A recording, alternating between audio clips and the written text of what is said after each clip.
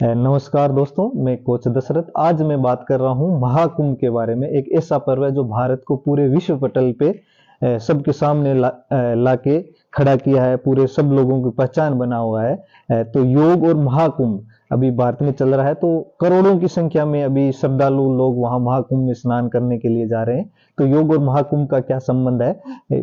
प्रमुख जो संबंध है वो महाकुंभ है, वो प्राचीन ऋषि मुनियों का हमेशा से ही साधना का केंद्र रहा है। आध्यात्मिक उन्नति की बात करें तो आध्यात्मिक का क्षेत्र तो रहा ही है, साथ ही अगर स्वास्थ्य की बात करें तो वहां पे विभिन्न प्रकार की योग मुद्राएं, क्रियाओं के द्वारा, प्राणायाम के द्वारा, ध्यान के द्वारा, अलग अलग अखाड़े, अलग अलग प्रकार के जो प्रदर्शन है, हठ योग के जो प्रदर्शन है वहां पे देखने को मिलते हैं। तो उनसे अपन को स्वास्थ्य लाभ भी मिलता है।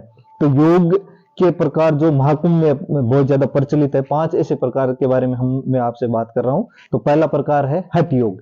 हठ योग क्या है? शारीरिक मुद्राएं अपन को वहां पे देखती है, जैसे आसनों और प्राणायाम का केंद्र रहा है मुख्य रूप से। अलग अलग हठ योगी जितने भी वहां पे हैं, तो अलग अलग प्रकार के आसनों के द्वारा, अलग अलग मुद्राओं के द्वारा, अलग अलग प्राणायाम जो है उनके द्वारा हम लोगों को वहां पे आकर्षित करते हैं। दूसरा जो योग है राजयोग, ध्यान और अनुशासन।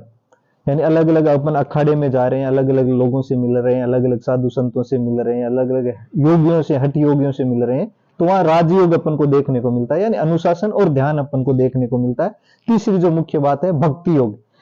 महाकुंभ में इतनी संख्या में, इतने करोड़ों की संख्या में लोग वहां पे पहुंच रहे, तो भक्ति का तो प्रमुख केंद्र रहा ही है। चाहे पूजा पाठ की बात करें या श्रद्धालुओं के लिए हमेशा ही प्रमुख साधना का केंद्र रहा है। तो यहाँ पे भक्ति योग भी बहुत ज्यादा प्रचलित है।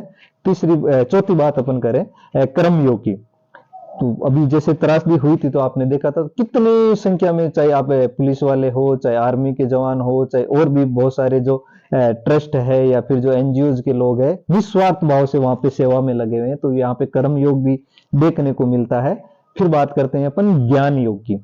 तो जैसे भी अपन अखाड़ों में जा रहे हैं, प्रवचन सुन रहे हैं, साधु संतों के, वहां शास्त्रों का ज्ञान हमें दे रहे हैं, तो ज्ञान योग भी बहुत अधिक मात्रा में हमें को देखने को मिलता है।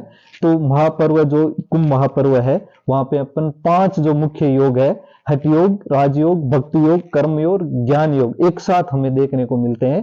तो अगर आपको भी मौका मिलता है, अभी चल रहा है महाकुंभ, तो आप लोग भी एक बार जाके जरूर इन चीजों का आनंद लीजिएगा। अपनी संस्कृति को, अपने सनातन को, अपने धर्म को आगे बढ़ाने के लिए भी बहुत ज्यादा महत्वपूर्ण है। तो अगर मौका मिलता है तो जरूर आप महाकुंभ में जाइए और अपने संस्कृति का प्रचार कीजिएगा। इन